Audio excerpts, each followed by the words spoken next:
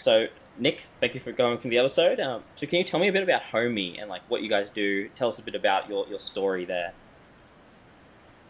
Oh, thanks for having me. It's great to be here.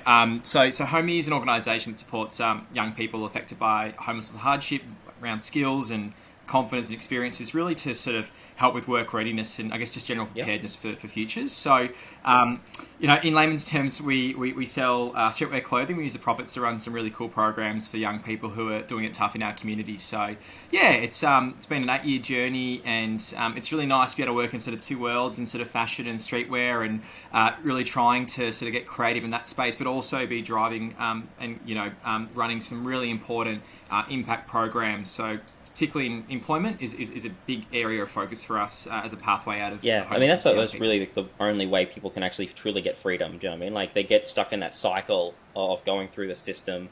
I know I've been involved in non-profits as well, and you trying to break out of that cycle can be really difficult for a lot of people. So, what do you? So, when you say like you help Totally. them with it, like you actually help them get the training, pay for the training. Like, what does that system look like? Yeah. Yeah, it's quite a unique program. So we run a retail Mm-hmm. training employment program for young people sort of between the ages of sort of 18 to 25. And particularly in regards to, yeah, I guess like Yeah. there's the intangible stuff, so like Mm-hmm. confidence, skills, etc. But we deliver a Cert 3 that we've co-designed, and we co-deliver that with a local RTO, so young people actually get an accreditation through the program. It's an 8 month, paid retail training and employment program. So we pay young people to study. We don't ask them to choose between other commitments, obviously, and balancing other Mm-hmm. priorities in life as well. So paid to study, a minimum it's 16 hours of paid work a week that a young person can obtain in the program. So it's just, really good foundational sort of, wraparound support and care that we provide. It's very high touch. But yeah, essentially the idea is that throughout that duration we can move someone from point A to point B through, working very collaboratively with other retailers and service providers and the young people themselves to deliver, great So how did you outcomes for get here? everyone. Like, so you said it's an 8 year journey. Like, how did this idea come about? Because Yeah. Homey is a social enterprise, isn't it? Yeah. Correct. Yes, absolutely. Yes. So, social enterprise model. So, we're a registered charity in Australia as well. So, it's an interesting one. I guess I like to consider ourselves a business with purpose, but we also are how we run. But we also obviously are a registered charity. So, really, it sort of come from curiosity. So, myself and one of the other co-founders, just one day, were really curious to understand more about why someone was living rough on the streets in Melbourne, where we're based. And we just went and had a conversation to them, got down to their level and shook their hand and looked in the eye and just, said, hey, can we have a chat?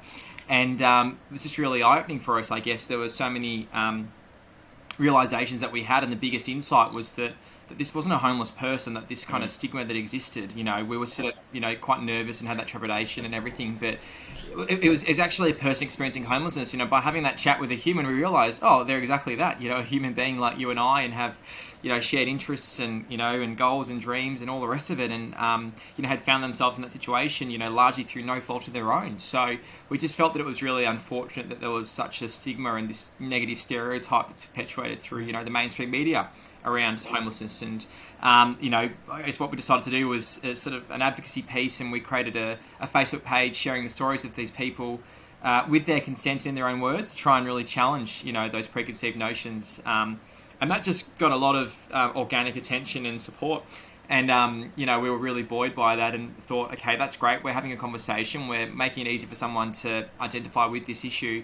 And then that sort of channeled into a proactive event in December 2014. We held this pop up sort of thrift shop, Mm. clothing store in the middle of Fed Square in December, and tried to create a dignified shopping experience. It was an initiative that we'd seen that had started in South Africa called the Street Store many years ago, and it's been held, almost on every Yep. sort of continent in the world and a number of different countries. And we sort of did Australia's first ever one, and realised it was a wonderful experience. Many things that we could have done better, and what we did, I guess, uncover was that there was value, both for the people who were receiving the goods, but also for those who were contributing. And largely we were seeing a lot of young people kind of support, on the day. So we kind of thought, how do we do something more sustainable, not just a one-off?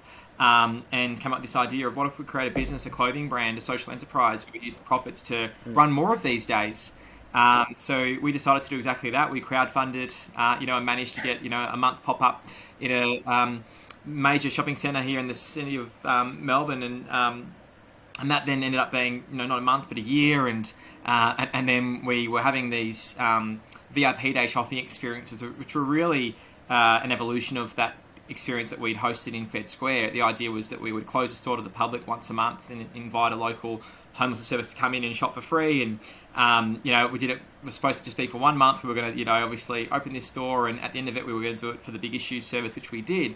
But then there was a lot of engagement, with our initiative, and we had some T-shirts that we'd made that had the logo from our Facebook page, the awareness advocacy page, which was called Homelessness of Melbourne, and then I guess there was a lot of consumer interest in that. So then we decided to grow out our sort of our range and our offering and become a standalone brand rather than just a couple of T-shirts, black, white, grey, and then through the VIP days we had a number of different young people who were coming to us who were saying, "Hey, I had an awesome time. I love this brand, and I had a lovely day, and I really appreciated it. But are you looking for anyone to work here, or can I volunteer? Like I can't get a job. I'm finding it really hard to get work experience. No one will give me a chance.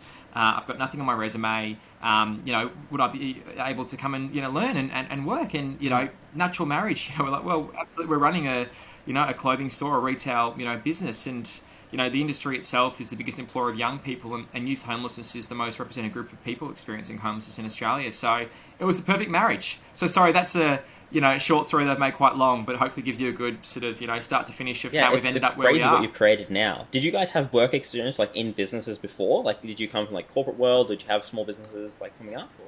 Yeah, no. Well, the short answer is no, not really. It was my first job out of uni. I was a male nanny prior to that, so I was doing a lot of babysitting, and when we first opened the store in Melbourne Central, it's supposed to be for a month, ended up being for a year. We were voluntary for around 6+ months, trying to juggle part-time jobs elsewhere and running a clothing store that had to be open 10 till 9, every night of the week. It was quite challenging, but obviously we saw a lot of value in it and believed in what we were doing. And one of the other co-founders, their background was sort of in photography, and they had a background in working on the shop floor in retail, but we weren't MBA graduates or had that extensive experience. We just had a fair bit of passion, and then I guess along the way I've had to certainly apply a lot of logic as well. That's sort of probably what's held us in good stead and why we're still here. I see you've got Homie Creative. Is that something else you guys do? Is that what the other partners like focusing on? What does that actually do? Like I've seen a bit on the website, but I wasn't quite 100% sure.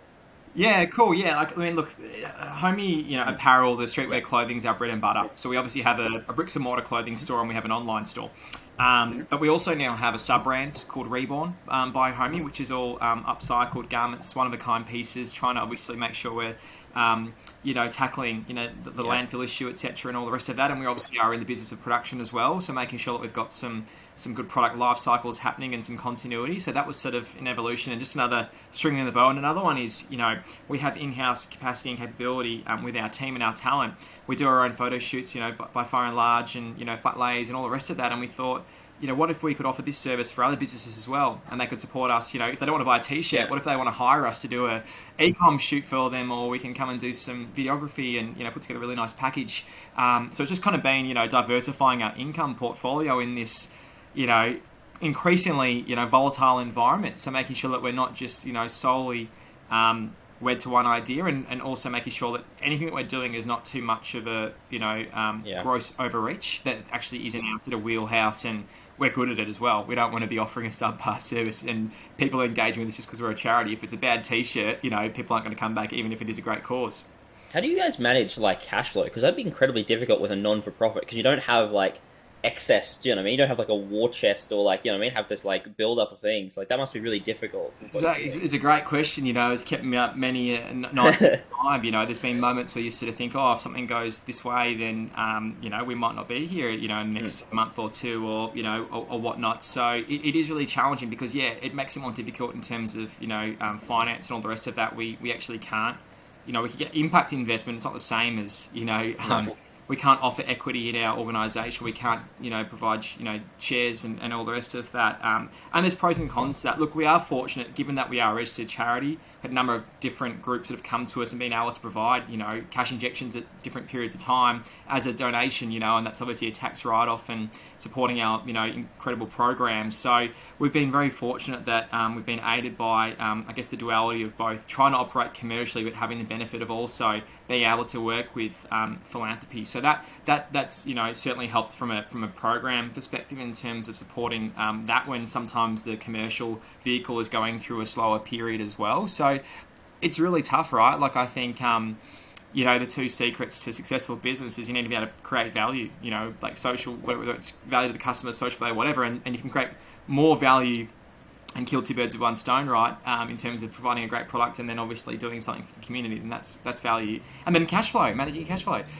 So it's a good question. It's never clear cut, right? In terms of you just can't get complacent for sure. So just having to make sure we're as effective as possible, and every dollar really matters in this space in particular. Yeah. So I guess just being really diligent with it. You mentioned your was it called the Reborn clothing? Yeah. How does that work? I when I heard about this, it was such a fantastic idea because I've been in clothing for a while and I know how much waste there is. Like it's huge amounts of waste that go into clothing. How does that actually work? I've seen you got a deal with Champion, is it?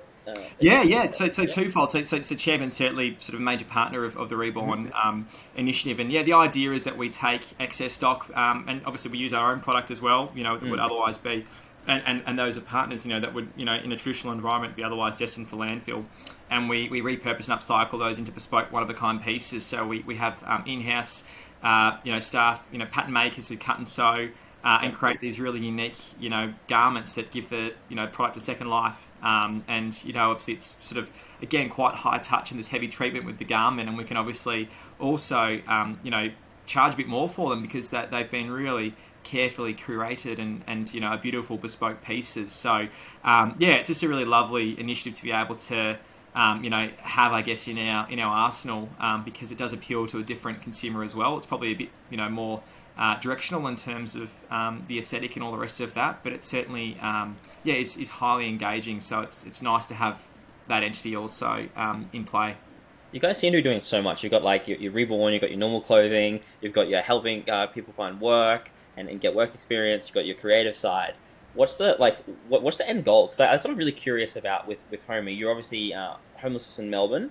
And you're helping people in this. Have you any plans to expand and do something more on an Australian scale or something even higher than just locally in Melbourne? Good question. I mean, there's a lot of interconnectedness with all those entities as well, and a lot of them actually feed into one another, and we're able to have staff who can work in different places. But it's a good question. I think for us, one thing we've learned is that.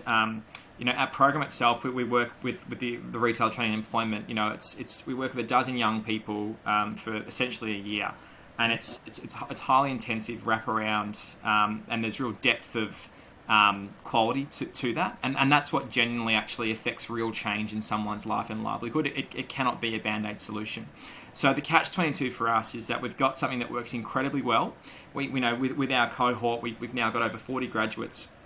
And over 85% of those either working part-time, full-time, living in an independent living situation, and or studying as well. And you benchmark that against some comparable sort of government-based schemes and entities, which sit in the low sort of 20% if you will. There's something to be said about doing things with real quality and care and diligence. And we won't compromise on that. So the biggest thing in terms of, can you just take this program out and scale it exponentially? It requires, real craft and thought, but not to be said that it actually can't be scaled. What we've actually, endeavoured to sort of implement more recently is that we're also affecting great change with a number of the retail, partners that we work alongside and seeing amazing cultural, attitudinal shifts in those workforces. And we're, I guess, creating this model of, and I wouldn't say best practice, but we talk about empathetic employment. And we've really got this sort of template that a number of different industries, but we're obviously working to sort of positively infiltrate retail right now, can adopt to work with, what's otherwise been, and I don't like using the term, but, disadvantaged or marginalised cohort. Yep. So we're really, trying to be that spark that can light the fire and show that this isn't as hard as you think it is. And we've got the roadmap and we've got the infrastructure and the skills to be able to support you to do this yourself. And fortunately, we've had some wonderful, big groups that have come to the party and involved themselves in this program. We were talking about, Hanes Brands, which is formerly Pack Brands here in Australia, and labels such as, Champion's obviously one of the bigger ones, and Bonds, and recently been working with Retail Prodigy Group, which have a number of different Nike franchises. So there's an interest in this, and we're certainly, there's more demand than we can supply at current tense, which is, you'd love to be able to do more, but it's also about making sure that this model is really sound and really tight, because, the worst case scenario, this is someone's life and livelihood, so you just can't compromise on it. So that's the thing. It's like we're just reluctant to sort of try and overreach, because we're not talking about, end of the day, dust our hands and we had a crack. It's like, this is someone's life. So I guess that's the sort of key question around how do we consciously grow. And I use that term. We want to consciously grow and scale. And I'd hope that we could potentially even look at becoming somewhat of like an alternative education institution where we pay our people to study, we give them practical, relevant, education, and provide genuine pathways into employment. Because, as you say, that's a real key ingredient. So that's kind of where we're heading, and hopefully just become a household name that everyone wants to shop with. Yeah, no, that's not really, and that must be hard to sort of leverage, because you've got like the quality side, and like I want to provide everyone that comes through quality education, but then there's also like, because you aren't growing and aren't bigger, then you're just certain people, you're just not helping at all. And so that must be a hard ethical balance for you guys to sort of to try to, like, we call it conscious growth. Like that's, you sort of stuck between a rock and a hard place. You know what I mean? Like both decisions, it's like, where do you go? Sure. I think to sort of rectify and be comfortable with sort of the steps that we're taking. We talk about you can't do everything for everyone, but you can do something for someone.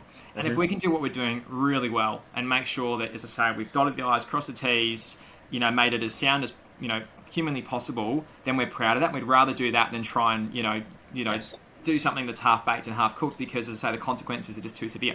So the hope and the intent is, well, can we use the insights and learnings that we've been able to derive from the journey to be able to inform how others can do this for others? Because if we can all make everyone's life a bit easier, and we don't have to do it ourselves, if we can help others do so, then we're better off doing that. It's not about us having the monopoly and saying we're going to work with every single young person. We just don't have capacity, and probably won't ever, because we can leverage. And what's the point? We can actually get there faster and probably do it better by partnering and collaborating with others who have that capacity, have that sound infrastructure in their business. So that's sort of, I guess, the approach that we're taking.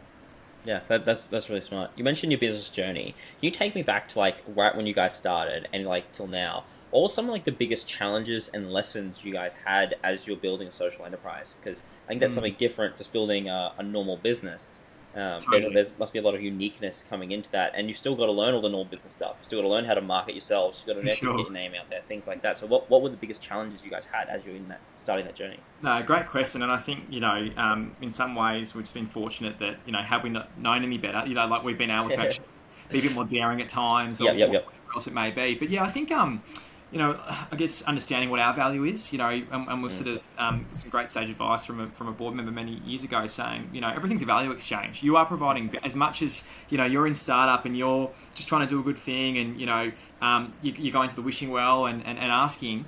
You're also giving people, a number of different things, and there's value in many different ways, shapes, and forms. Really understanding like what our value is, and not being afraid to ask, and say, hey, we need a hand here, or we need you to come to the party, or how much money have you got, because we're also offering something that is of genuine value, So I guess that was really interesting to kind of be able to acknowledge that and understand that, and then feel comfortable to sort of actually enact that.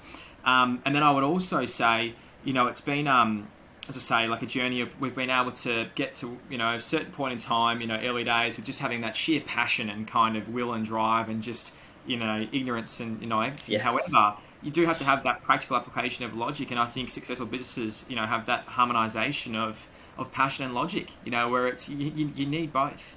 You need the human element, and you also need that analytical lens that you can apply. So I think we're always trying to get that right mix. But that's probably something, I guess, in hindsight, could have jumped on a few things, a bit earlier. I guess to give a good example, we early days when we opened this store, we traded for 6 months to a year, and just sort of trying to do the best we possibly could with what we had. We would have had so many customers come through, and we didn't think to even take their email address. Oh no. with a clipboard, right? So it's Yeah. like, how many, long-term customers maybe we've been able to have actually retained as of now, who are, from the very start, and how we could have rewarded them and nurtured them. I don't know. I don't want to think about it, but it is what it is. We're still Yeah. here. But, those are the things, I guess, is kind of that, bringing that sort of commercial acumen and savvy, and making sure that that is sort of at the forefront from the outset, I'd say. So, yeah, just balance between those two entities for sure. Did you find the transition between starting out as a pop-up retail store to moving then online and then having to service sort of a global sort of audience? Did you find that to be challenging, like with that transition, or? For sure, and look, still learning. That's definitely the market share, obviously, and the capacity to be able to not only derive a sale but also inform and educate is exponentially greater than the footprint that we have with our bricks and mortar site. So, one of the biggest challenges that we have, I think, is being able to create the human connection and element and the experience that you have in store to that of online, right? In terms of, it's just, I Yeah. guess, you come to our bricks and mortar site, and through the nature of the program at periods of time throughout the year, there are people who are working in that store, and they're de-identified, but who are directly benefiting not only from the purchase and the derision of the profits that go towards the mission, but they're also benefiting from that customer exchange and that sort of experience that they're getting from an interaction with a stranger, and learning how to sell and all the rest of that. So there's some really special things that unfold there, and I think people come into the space, and those things are happening sometimes. I guess our loyal supporters, and that may be a reason why they come back, is just knowing that that can make someone's day, or has made a difference to someone's education and learning. So how do you create those fuzzy moments, online? It's a bit tougher when it's, you're not in there with, the smell and the sound and all those things, right? So that's definitely a big challenge, is how do you make the impact feel as resonant in a digital environment than obviously, physical. Yeah, how do you get that connection rather than feeling this disconnect between just the words on the page? Yeah. If someone was going to sort of start a social enterprise like today, what advice would you give them? Like, would be like, you mentioned some of the mistakes you made aside from like not taking emails and stuff like that, but like, were there some like specific things that you were like, God, I wish I knew this before I started like homing? Yeah. I mean, look, it's really hard work, like anything, right? Like, I guess Mm. it's one of the things, is it's just, um, yeah, it definitely takes a lot of tenacity. And I'm not saying that like we're special people by any means, but obviously you've just got to really be willing to put in the work.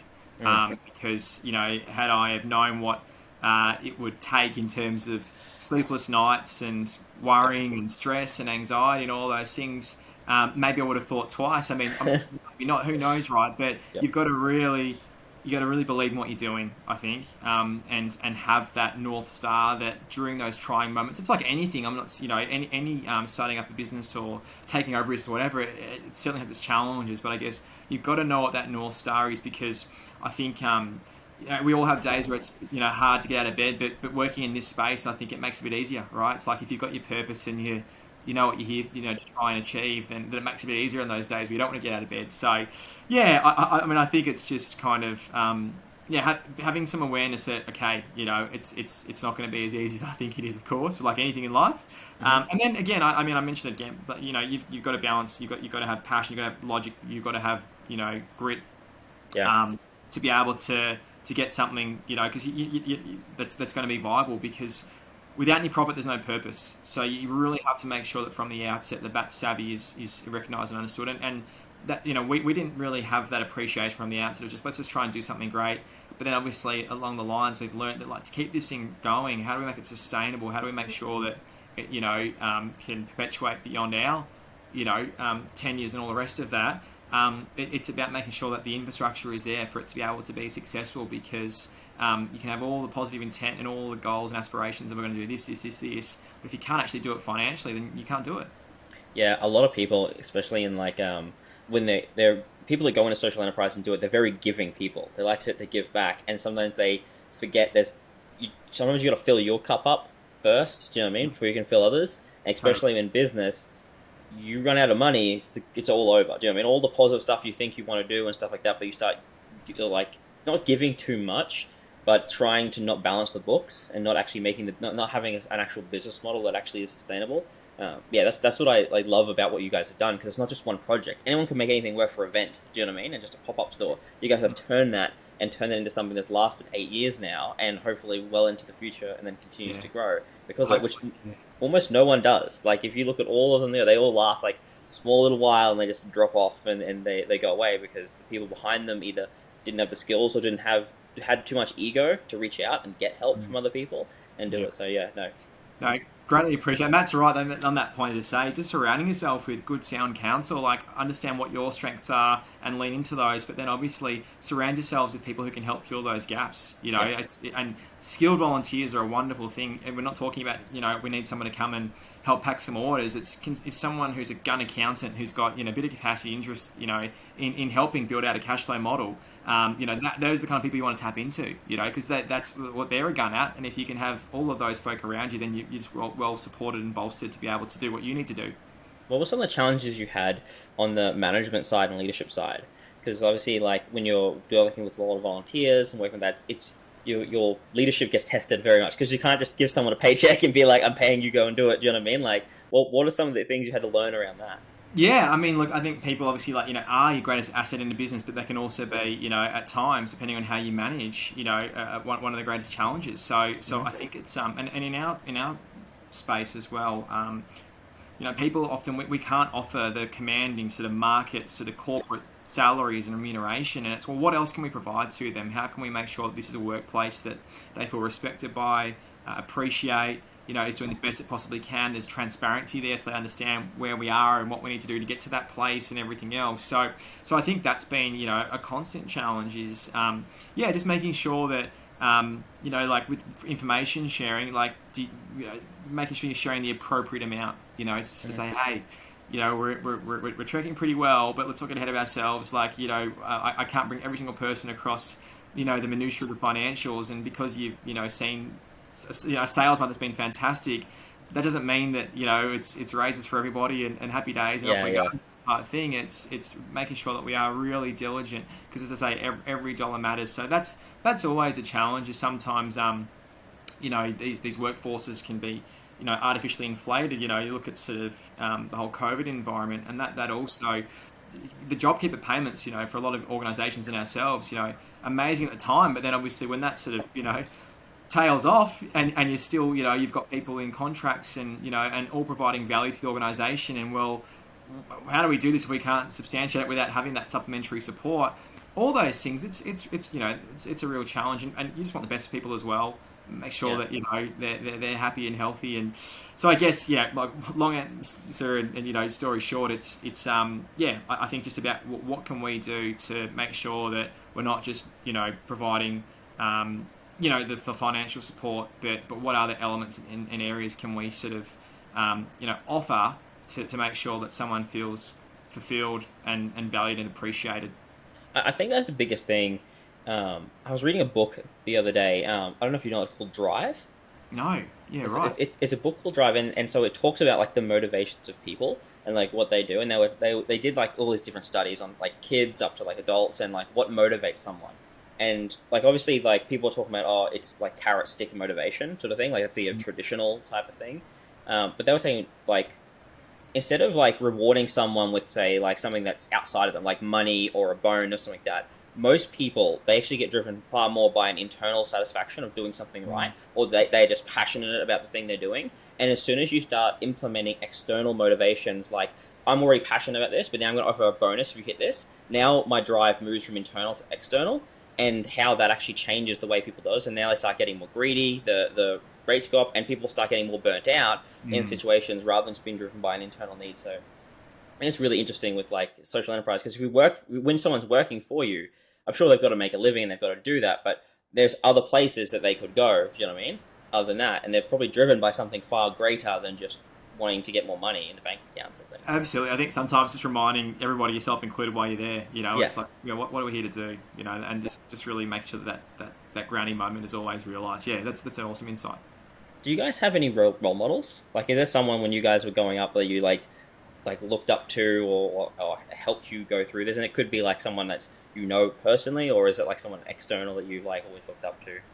Oh, that's a good question. It's like, well, both internal and external influences, and all the rest of that. I mean, I think, it's often been like, I guess, something we've phrase that we've always sort of coined or harks back to is it's not what we do, it's the way we do it. I guess is sort of been a real sort of proverb or whatever you want to call it. That's sort of certainly as a collective, I think, really helped, as I say, give us that drive. And as you say, sometimes when things might seemingly feel like they're going a bit slower, that you understand that this is the process to make sure that we get it right and do it really well.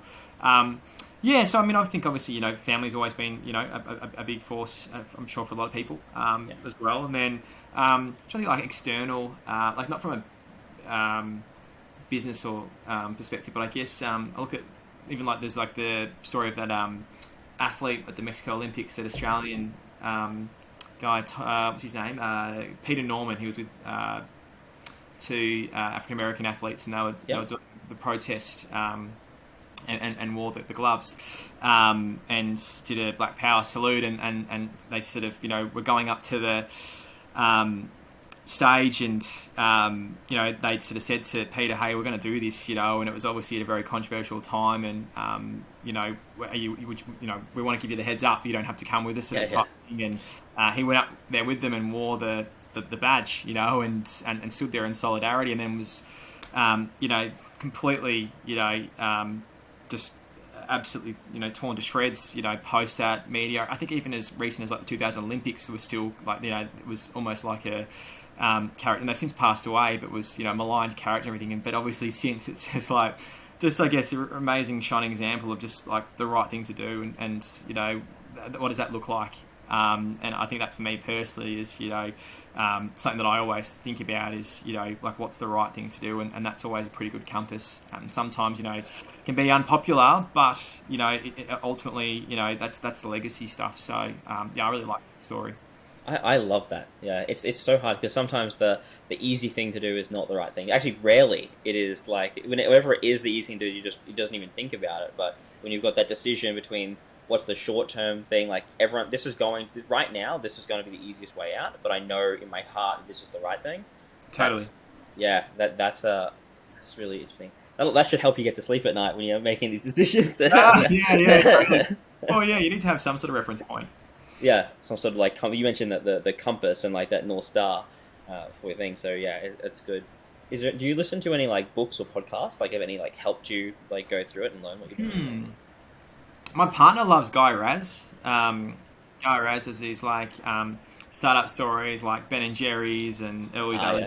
Yeah, it's pretty cool. Like I mean, I enjoy when those go on for sure. But I love listening. It's not business related. I listen to one called Smartless, which has got Jason Bateman, Will Arnett, and Sean Hayes. They're like all like actors, or in the industry from Tinseltown, all the rest of that. But they're pretty grounded, funny characters. And they bring on a surprise guest each week, and largely from the entertainment industry. But it's interesting hearing from people, I guess. And film's always been a passion of mine, how they talk about, attacking a project and working with people and all those. So I guess it's kind of those transferable insights that come through just in a different industry, which I quite like, that it's not sort of, business specific and 101 and kind of pedigree. It's sort of, here's how I, tackled a challenging, problem with a staff member, who was on set, who was doing this, whatever. And I just thinking differently, right? Like just, creative solutions, innovative solutions to problems. But a lot of it's just quite entertaining, funny talk. So I do enjoy that. They bring on a guest each week, and there's some pretty notable characters on that. Can I take you back? Because I'm just hearing you speak, it's really interesting to me. Like, was this something you always wanted to do? Because it sounds like you've always been conscious of this. Because I can't imagine, one of my friends that come out of uni, I can't imagine any of them ever doing like what you've done. And you obviously went to uni. What did you study when you went to uni, you said? Oh, I did a communications degree, so like journalism, media, advertising, etc. Yeah.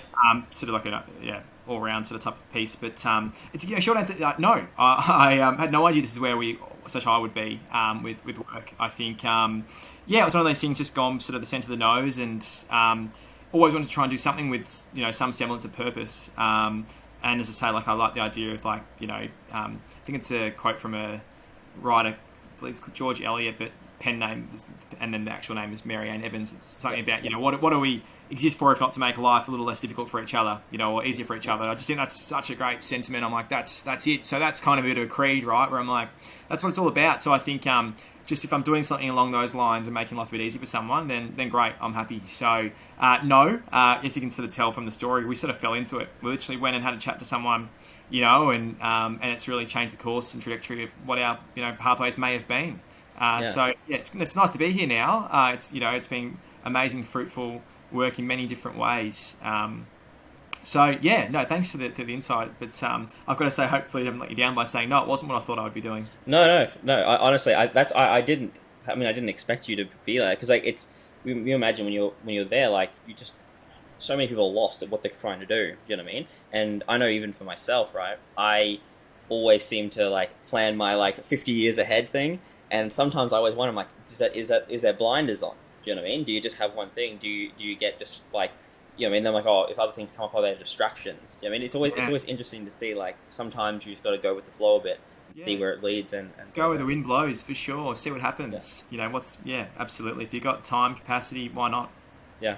If you had to say what your biggest challenge is right now for Homie, what would it be? Look, I think the challenge, reframe, opportunity.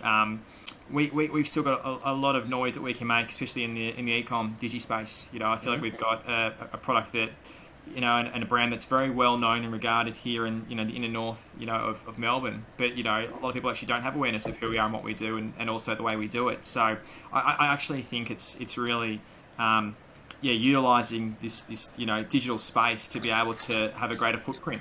Because I think we're only scratching the surface. I really believe that's sort of where we sit at current tense, is that an amazing product. We've got a real purpose. It's authentic. It's not greenwashing or CSR. It's been born from day one. It's been doing something. It's not like we've done 20 years of bad and we're trying to do a bit of good now. It's the origins of this place. So I just feel like we've got enormous potential to get a good share of the market.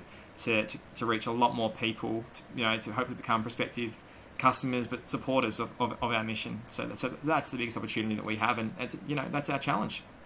Yeah, it's going after that. I completely agree. I think I see your brand. I'm like, well, it could go anywhere. Like, I love your logo, by the way. I think it's so thanks. Good. I seen it on the hat, and I was like, that is a sick logo. I didn't realize it was yours when Sam was saying it. Yeah, it looked absolutely amazing. No, I appreciate. Yeah, Monogram. It was Monogram's logo. So it's Homelessness of Melbourne was, obviously that was our Facebook page. That was the logo that you've seen. So like our Nike tick equivalent. Yeah. But it actually, if you look at it in one way, like the way that it's been designed, so it spells out Homie. If you look at it there's the H. There's obviously the O and the M. And if you look at the H on its side, it can be an I, and if you look at the M on its side, it can be an E. So it actually also can spell out Homie in so it's kind of cool. Is that did your partner make that? No, that was it was awesome. It was a couple of students, many years ago who just, had some time and capacity and said, hey, we'll design a couple of logos for your concepts, They did a good job. Facebook page, so they killed it. Yeah, so it's a bestseller. They smashed it. Is there any questions that you wish I asked? No, that was great. No, really good question asking, actually. And it's kind of time sort of really flown by there. So no, unless there's anything else you wanted to ask, but no, that's been awesome. I've got a weird one for you. Yeah. This is a hit and miss question. If you had to make up a quote right now that embodied Homie, what would it be? I was going to say doing it differently. Yeah, and I guess by extension, I mean this is a innovative solution to a long-standing issue. Is what's happening with us. So I think that's a great way to tackle things. We're not reinventing the wheel. We're really trying to carve out something that is a genuine, value add. But things need to be done differently to affect change. Because if they're not, then things stay the same. Obviously. Yeah, that's fantastic. And where can people find you? Is there something that you would like people to go go to support Homie? Or what go shop. Go teach. I mean, we'd love people to. Yeah, obviously the beauty is if someone comes and supports us and wears our product and wears it with pride, that starts a conversation with someone else. So I'd love people to visit our website, homie.com.au, or if based in Melbourne, come check us out, corner of Brunswick and Johnson Street in Fitzroy, or just follow us on social media, and we've got events and things happening all the time, so I'd love for you to get around that stuff as well. Go and get a Reborn hoodie. Yeah, totally. Yeah, absolutely. That'd be awesome. They look sick. They look really, really good. But no, thank you. Thank you. Thank you very much for coming on. I really appreciate it.